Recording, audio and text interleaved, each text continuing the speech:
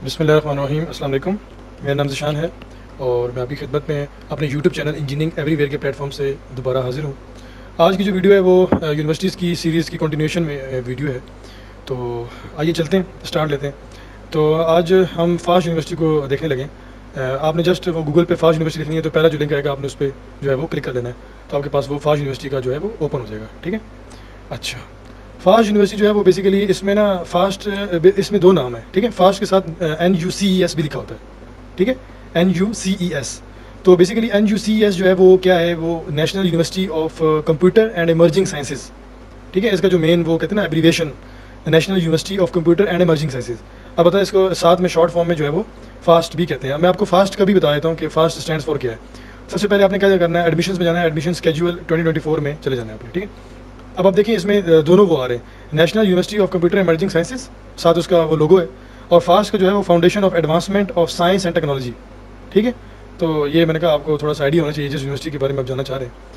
अच्छा, अब आप चले गए एडमिशन्स में और एडमिशन स्केड्यूल 2024 में चले गए, तो इनका ये टेंटेटिव सा आ गया है। टेंटेटिव से मेरा ये थी कि ये इसमें थोड़ा बहुत चीज़ें प्लस माइनस होती हैं। ठीक है, इसमें क्या कह रहे हैं, वो एडमिशन एप्लीकेशन सबमिशन जो है वो मई 20 को स्टार्ट हो गई थी। तो अभी आज का दिन जो है वो 11 जून का है, तो ये जुलाई 5 तक आपके एडमिशन इसमें ले सकते हैं। किस किस प्रोग्राम में, BBA, BS, ठीक है, और A&F, ये मैं आपको बताता हूँ क्या स्टैंड्स करता है। और इसी तरह MBA, MS और PhD में आपका 20 मई को स्टार्ट हुआ और वो भी जुलाई 5 को ही एंड होना है। ठीक है, एडमिशन टेस्ट जो है वो अंडर ग्रेजुएट प्रोग्राम्स के लिए जुलाई 8 से लेकर जुलाई 19 तक होंगे, और जो पोस्ट ग्रेजुएट प्रोग्राम्स हैं उसमें जुलाई 8 से जुलाई 19 सेम है।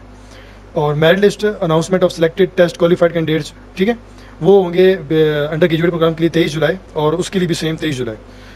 इंटरव्यूज़ जो हैं वो आपके अंडर ग्रेजुएट प्रोग्राम्स के होते नहीं हैं, इसलिए कोई डेट नहीं है। जबकि आपके MS और PhD प्रोग्राम्स के लिए, या आप कह रहे हैं कि पोस्ट ग्रेजुएट प्रोग्राम्स के लिए चूँकि इंटरव्यू होते हैं, ये नहीं कि सब प्रोग्राम्स के लिए, कुछ प्रोग्राम्स के लिए होते हैं जिसकी वजह से उसकी डेट मेंशन है 26 जुलाई।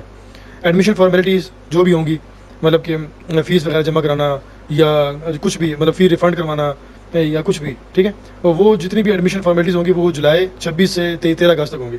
और इस दौरान में ना मल्टीपल मेरिट लिस्ट भी लगेंगी। ठीक है ना, इसमें चांसेस हैं कि मल्टीपल मेरिट लिस्ट भी लगेंगी। मेरिट लिस्ट बेसिकली क्यों दोबारा लगती हैं, होता ही है कि कभी कभार पहले मेरिट लिस्ट के तमाम लोग ज्वाइन नहीं करते, कुछ ड्रॉप आउट कर देते हैं due to university, due to subject.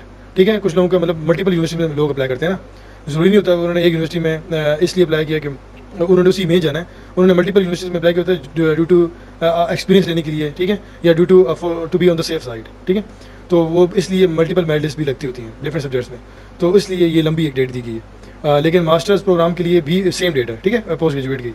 और कमेंसमेंट ऑफ क्लासेस से मतलब ये कि क्लासेस का आगाज़, तो वो भी दोनों का सेम ही है, 19 अगस्त को क्लासेस का आगाज़ जो है वो अमूमन हो जाता है।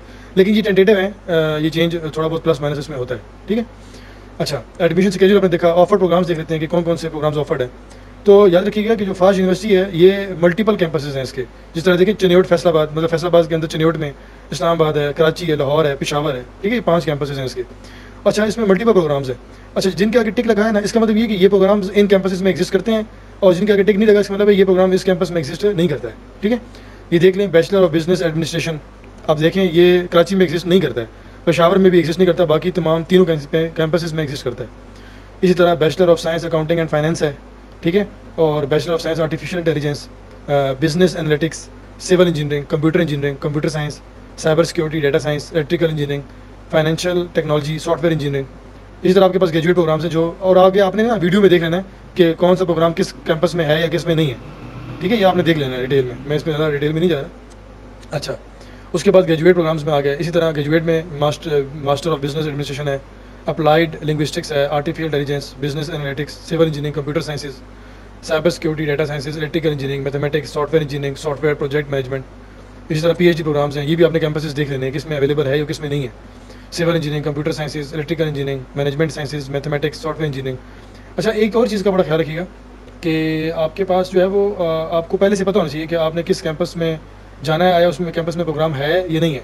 ठीक है ना, ये ना हो फिर आप ना अप्लाई कर दें और आपको उस जिस कैंपस में आप जाना चाहते हो उस कैंपस में वो प्रोग्राम ही ना हो, आपका किसी और कैंपस में एडमिशन हो जाए और आप वहाँ जा ना सकते हो, फिर आपके लिए इशू। ठीक है, और दूसरी बात ये कि जो हर यूनिवर्सिटी होती है ना वो किसी न किसी फील्ड में बहुत अच्छी होती है। तो फास्ट यूनिवर्सिटी जो है ना, इसका नाम बेसिकली कंप्यूटर साइंसेज में बहुत है, सॉफ्टवेयर इंजीनियरिंग और कंप्यूटर साइंसेज में इसका नाम बहुत है। तो ये थोड़ा सा आपने देख लेना। ठीक है, हाउ टू अप्लाई में चले जाते हैं। हाउ टू अप्लाई में क्या है कि अप्लाई किस तरह करना है, तो देख लेते हैं। Admission procedure, admission application form must be filled online. मैंने आपको पहले ही बताया कि अब तमाम चीज़ें ऑनलाइन होती हैं। और क्लिक हेयर फॉर ऑनलाइन, इधर क्लिक कर लेना है अपने ऑनलाइन अप्लाई करने के लिए, ठीक है। अगर कोई भी बच्चा अप्लाई करवाना चाहता है यार तो फ्री ऑफ कॉस्ट है, इसमें कोई कॉस्ट वॉस्ट कोई नहीं है ना। ये ना फिर आप इन चक्कर में पड़े रहें कि कोई मैंने कॉस्ट लेनी है। मैं जस्ट अपने जो है वो अपने स्टूडेंट्स के लिए, अपने मतलब बच्चों के लिए, अपने यूथ के लिए, ठीक है ना। मैं ये चाहूँगा कि अगर किसी भी कोई ट्रस्ट करता है अगर हम पे, ठीक है, तो अपने क्रेडेंशियल्स के साथ जो है ना हमें लाजमी अप्रोच करे तो हम उसके लिए अप्लाई कर देंगे, ठीक है। ऑनलाइन उसके लिए अप्लाई करेंगे और उसको दिखा के अप्लाई करेंगे, ठीक है। बेफिक्र हो गया, हम पे भरोसा करके आपने बताना है, ठीक हो गया। एप्लीकेशन रिसीव थ्रू पोस्ट और by hand will not be accepted entertain, ठीक है ना। बाय पोस्ट और बाय हैंड जो है वो अप्लाई नहीं करना। The online system assigned a unique application reference number to each applicant which must be noted for later use. एक यूनिक एप्लीकेशन नंबर मिलेगा, एप्लीकेशन रेफरेंस नंबर, जो आपने नोट करके रखना है, जो आई थिंक टेस्ट में भी आपको काम आएगा और फ्यूचर में भी। अच्छा, applicants will confirm that information entered in the admission application form is correct. आपने ये इंश्योर करना है कि आपने जो भी चीज़ें डाली हैं वो करेक्ट हैं। अगर लेटर कभी भी वो अगर आपको होती हैं कि वो इनकरेक्ट है तो आपको क्या होगा कि आपको उसकी पेनल्टी पड़ेगी, ठीक है। तो आपको ये भी हो सकता है कि आपको एडमिशन कैसे कर दिया जाए विदाउट एनी फी रिफंड, ठीक है। Applicant will deposit the application fee in the designated bank, fee is non refundable. अच्छा, ये जो एप्लीकेशन फी होती है ये नॉन रिफंडेबल होती है, मतलब ये वापस नहीं हो सकती, एक दफ़ा चली गई तो। और दूसरा बैंक्स बताए गए होंगे ऑनलाइन में कि कौन कौन से बैंक में अप्लाई हो सकता है फीस। और दूसरा ये कि यार अब तो one link one bill system आ गया। अब आप घर बैठे भी ये एप्लीकेशन फीस सबमिट करते हैं, आपको बैंक्स में जाने की जरूरत नहीं पड़ती, ठीक है ना। ये विद इन बैठे बैठे आप 2 से 3 आवर्स में ना किसी भी यूनिवर्सिटी में अप्लाई कर सकते हैं, फीस भी पे कर सकते हैं, ठीक है ना। तो आपको कहीं भी जाने की जरूरत नहीं पड़ेगी। Upon payment of the application processing fee and additional admission test fee, the applicant will print his or her admit card bearing the applicant test roll number, ठीक है। याद रखिएगा कि एप्लीकेशन फीस सबमिट करने के बाद ही आप जो है वो एडमिट कार्ड जो है वो प्रिंट कर सकेंगे। एडमिट कार्ड वो होता है कि जो जिसकी बेस पर आप एडमिशन के लिए एलिजिबल होते हैं, यूनिवर्सिटी आपको आने देती है एडमिशन देने के लिए, एडमिशन टेस्ट देने के लिए, ठीक है। और उसमें टेस्ट रोल नंबर भी लिखा होगा। The applicant should then visit the test campus on the specified date and time as mentioned on the admit card. तो फिर एप्लीकेंट ने उस खास डेट को उस कैंपस में जाना पड़ेगा उस टाइम पे ताकि वो टेस्ट दे सके। Admission of a student automatically stands cancel if he or she fails to in the required exam whose test was not available at the time of admission, ठीक है। होगी बात, मतलब कि एडमिशन स्टैंड्स कैंसल्ड, ठीक है, fails in the required exam whose result was not available at the time of admission. ये क्या बात की इसने, if he or she fails in the required exam whose result was not available. हाँ, बड़ी ज़बरदस्त बात की है। क्या कहा है कि अगर आपका एडमिशन वो कैंसिल तस्वर होगा अगर जिस रिजल्ट की बेस आपने अप्लाई किया ना वो आपके पास एडमिशन के टाइम में अवेलेबल नहीं होगा, ठीक है। मतलब कि अगर आपके पास अपने एफएससी की बेस पे अप्लाई किया ना, अगर आपके पास एडमिशन एडमिट कार्ड के साथ आपके पास वो रिजल्ट मौजूद होना चाहिए, अदरवाइज आपका एडमिशन कैंसिल तस्वर होगा, ठीक है। अच्छा, तो उसके बाद इस पर आते हैं NGO online admission test for, ये उसके लिए ग्रेजुएट प्रोग्राम्स के लिए। Information on various admission test is available on the university website, ये देख लीजिएगा। जो एडमिशन होगा वो टेस्ट होगा वो कंप्यूटर पे होगा, ठीक है। तो कैंडिडेट को लाजमी माउस और कीबोर्ड यूज़ करना आना चाहिए। तो मैं उम्मीद करता हूँ कि इंशाल्लाह हमारी पूरी यूथ को आता होगा। तो each candidate is given different examination. थोड़ा बहुत ना ऐसा होता है कि ना हर बच्चे को थोड़ा बहुत प्लस माइनस टेस्ट डिफरेंट दिया जाता है, ठीक है, या फिर आगे पीछे करके दिया जाता है या फिर थोड़ा सा डिफरेंट होता है, ठीक है। The section of a test, section कौन कौन से होंगे, इन इंग्लिश होगा, एनालिटिकल स्किल्स होगा, मैथ होगा, ETC, और रैंडम सीक्वेंस में होंगे। Moreover question related to different topics also appear before the candidate in random sequence, ठीक है। डिफरेंट टॉपिक्स पे भी आ सकते हैं और रैंडम सीक्वेंस होगा। In each section candidate can move forward and backward to review the responses selected, आगे पीछे भी कर सकते हैं और अपने रिस्पॉन्सेज को भी देख सकते हैं। द कैंडिडेट चेंजेस और her for 20 question with in the current section. एक करंट सेक्शन में ना आप क्वेश्चंस के रिस्पॉन्सेज नहीं कर सकते, लेकिन अगर आप डिफरेंट सेक्शन में चले गए तो फिर आप उस सेक्शन में अपने क्वेश्चंस के रिस्पॉन्सेज को चेंज नहीं कर सकेंगे, ठीक है। उसके बाद each section of the admission test has a fix duration होगी। Each section is timed independently और and time saved in one section is not carried forward to the next section.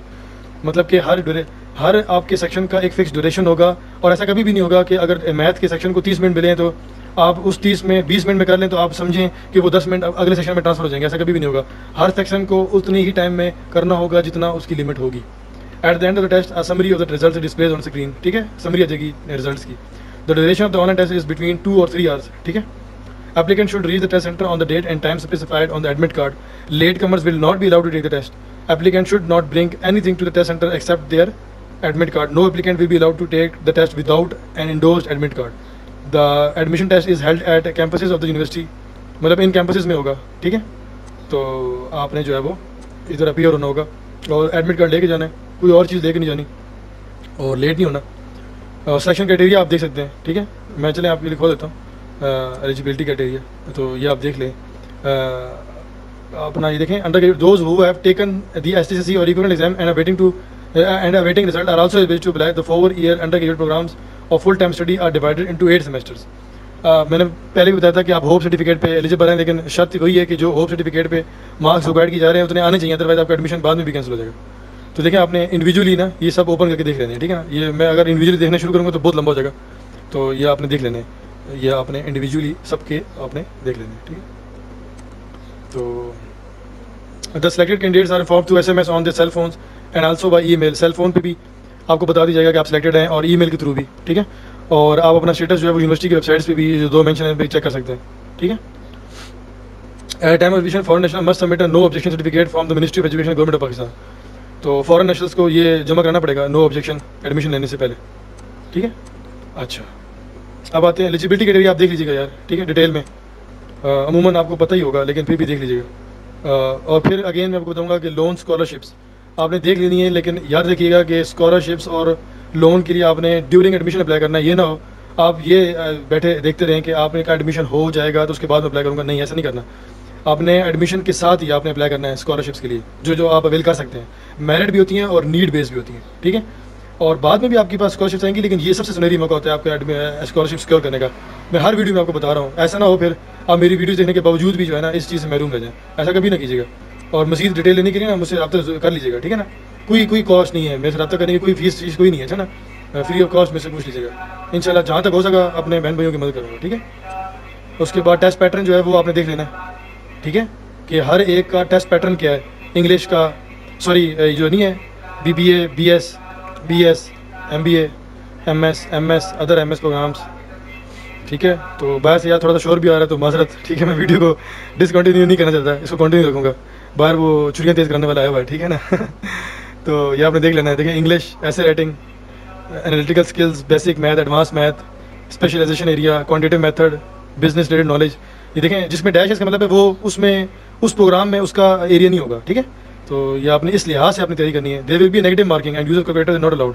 बड़ी देखिए नेगेटिव मार्किंग है। अच्छा, इसके बारे में मैं थोड़ा सा बता दूं, नेगेटिव मार्किंग से मुराद ये होती है कि अगर आपको कोई चीज़ नहीं आती ना तो कोई ज़रूरत नहीं है उसको करने की, क्योंकि अगर आप उसको करेंगे और आपको पता है कि आप श्योर नहीं है तो होगा क्या कि आपके नेगेटिव मार्क्स घटेंगे, तो नेगेटिव मार्क्स आपको और पीछे ले जाएंगे, ठीक है। तो ऐसी कोई भी हरकत नहीं करनी। जो चीज़ें आती हैं सबसे पहले वो अटेम्प्ट करनी है, और जिनमें डाउट इस तरह का है कि आपको पता है कि 4 ऑप्शन में से 2 ऑप्शन में से हो सकता है कोई, उसमें भी तुक्का लगा सकते हो। लेकिन जिसमें आपको पता है ना कि मुझे आता ही नहीं है तो कोई ज़रूरत नहीं है उसको अटेम्प्ट करने की, बजाय से कि आपके नेगेटिव मार्क्स में बिल्कुल ही वो हो जाए, ठीक है।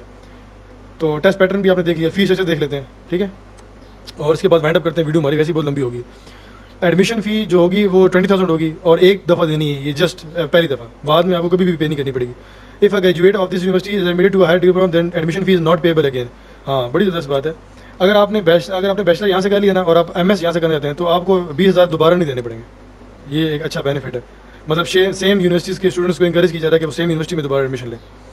और सिक्योरिटी डिपॉजिट जो है वो आपने 20,000 देना है eight the time of admission, और ये रिफंडेबल है, ठीक है। ये रिफंडेबल से मतलब ये कि ये जब आपका 20,000 देंगे ना, ये जब आप डिग्री लेंगे ना तो आपको 20,000 वापस मिल जाएंगे डिग्री लेने के बाद, ठीक है। अच्छा, ट्यूशन फीस जो है वो tuition fees paper in full before the start of each semester. हर सेमेस्टर में आपने फुल पे करनी है। It is subject to revision every year. हर साल ये रिवाइज होती है। ये एक बहुत बुरी चीज़ है, मैं इसको पसंद नहीं करता। मैं समझता होता हूँ कि हर एकेडमिक ईयर के लिए रिवाइज नहीं होनी चाहिए। मिसाल के तौर पे ऐसा होना चाहिए कि अच्छा, इसमें भी 2 चीज़ें हैं। ऐसा भी हो सकता है कि ना उस एकेडमिक, मिसाल के तौर पे मैंने इस साल एडमिशन लिया ना तो मेरी वो फीस जो है ना वो 4 साल तक के लिए सेम रहेगी, लेकिन हर साल में जो न्यू एडमिशन लेंगे उनके लिए रिवाइज होगी, ठीक है। ये इसमें ये चीज़ हो सकती है, बल्कि होगा भी इसी तरह, ठीक है। It is subject to revision every year for the academic year the tuition fee per credit our. हाँ, आई थिंक सो इस तरह होगा कि हर साल रिवाइज उस बैच के लिए नहीं होगी, लेकिन हर न्यू कमर के लिए होगी, ठीक है। और ये देख लें, ये आपकी फ़ीस होगी पर क्रेडिट आवर के हिसाब से, ठीक है। और आपके तकरीबन भी हर सेमेस्टर में 15 से 20 क्रेडिट आवर्स होते हैं, तो आप मल्टीप्लाई कर लीजिएगा, आपको उतनी फीस देनी पड़ेगी, ठीक है। Student activity fund to support co-curricular and extra curricular activities, a student activities fund has been formed. Student contribute ₹2,000 towards student activities fund per semester। मतलब आपकी co-curricular एक्टिविटीज़ के लिए उनको सपोर्ट करने के लिए आपको 2,000 पर सेमेस्टर देना पड़ेगा। और मिसलिनियस फीस ये कि ट्रांसक्रिप्ट अगर आपने हर सेमेस्टर में आपको लेनी पड़ेगी ना, आप रिकॉर्ड के लिए आप ट्रांसक्रिप्ट निकलवाया करेंगे अपने ग्रेड्स का, तो 200 रुपये। कैंपस ट्रांसफर्स फी आपकी ₹5,000, अगर आप इस कैंपस से दूसरे कैंपस जाना चाहते हैं। डिग्री करेक्शन फ़ी 2000 रुपये, अगर डिग्री में कोई गलती हो गई है, हालांकि करेगी गलती एडमिनिस्ट्रेशन, लेकिन भरना आपको पड़ेगा, ठीक है। सेमेस्टर फीस जो है वो 10,000 रुपये है, और सेमेस्टर फ्री अल्लाह ना करे किसी को करना पड़े, लेकिन ये एक वो कहते हैं ना एक्सट्रीम केसेस में आप होता है, आपको करवाना पड़ जाता है, कोई मजबूरी ऐसी बन जाती है, अल्लाह ना करे, तो उसके लिए ये फ़ीस है, ठीक है। This fees are non fundable, ये नॉन रिफंडेबल है, ये वापस नहीं होंगी। अच्छा, late payment fine, late payment fine is levied on the entire outstanding fee current as well as arrears, it is charge at the rate of ₹1 per day for every 1000 rupees, registration is suspended TWO months after the due date for payment of fee. Late payment अगर आप करते हैं ना तो उस पर ये fine होता है, और ये फिर ना पर डे के हिसाब से होता है, ठीक है, हर 1000 रुपीज़ पे।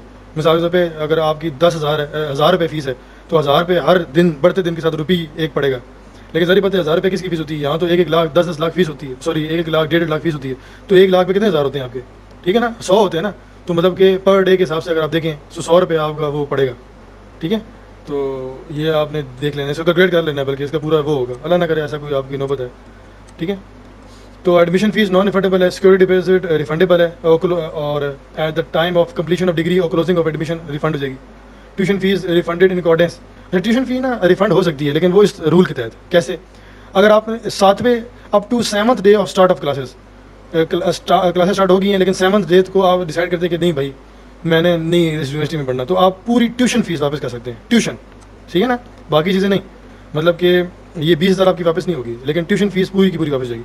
और अगर आप 8 से लेकर 15वें दिन तक आपको ये ख्याल आता है कि भाई मैंने इस यूनिवर्सिटी में नहीं पढ़ना है, या मैंने किसी और प्रोग्राम में पढ़ना है, या मैंने किसी और यूनिवर्सिटी में पढ़ना है, या किसी बाद में किसी और यूनिवर्सिटी में आपका एडमिशन हो जाता है, आप वहाँ जाना चाहते हैं, तो सिर्फ आधी फीस रिफंड होगी ट्यूशन।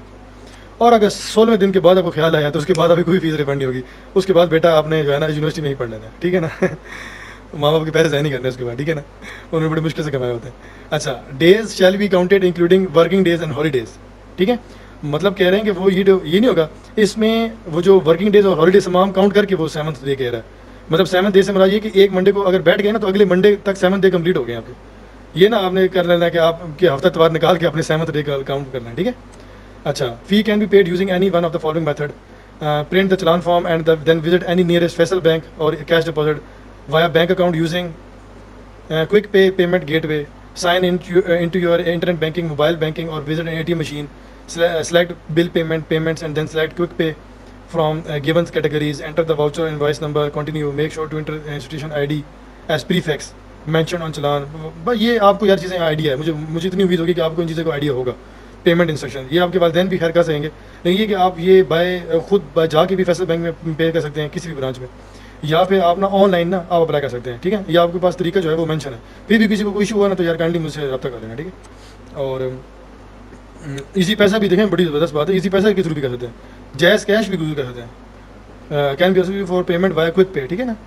और ट्रांजेक्शन लिमिट अप्लाई, उसमें ट्रांजेक्शन लिमिट अप्लाई होगी इजी पैसा और जैज़ कैश में, क्योंकि वो आई थिंक हमारी लिमिट होती है कि हमारा अकाउंट कितने लिमिट के लिए बना हुआ है, वो देखिए उन्होंने बता दिया कि उसमें ट्रांजेक्शन लिमिट अप्लाई होगी, लेकिन बाकी इन बैंक्स में ऑनलाइन अप्लाई करते हुए आपकी ट्रांजेक्शन लिमिट वैसी भी नहीं होती। तो उम्मीद है यार आपको वीडियो में पसंद आई होगी, आपको मैंने मल्टीपल चीज़ों से आगाह करवाया, तो अगर आपका दिल है यूनिवर्सिटी में एडमिशन लेने का तो ज़रूर आप अप्लाई करें, गो हेड, और विद इन टाइम आपने अप्लाई कर देना, ये ना फिर आप वो डेडलाइन से जो है ना वो ऊपर निकल जाए। तो ये डेडलाइन ये जो जुलाई 5 है, मे बी एक्सटेंड अगर एक्सटेंड होगी तो मैं अपडेट बना दूंगा, लेकिन यही होगी अमूमन, चांसेस यही है कि यही होगी। तो फिर भी कुछ पूछना तो आपने पूछ लेना है अपने भाई से। तो अपना बहुत ख्याल रखिएगा, बहुत बहुत शुक्रिया, नेक्स्ट टाइम एक नई वीडियो के साथ मिलते हैं, अल्लाह हाफ़िज़।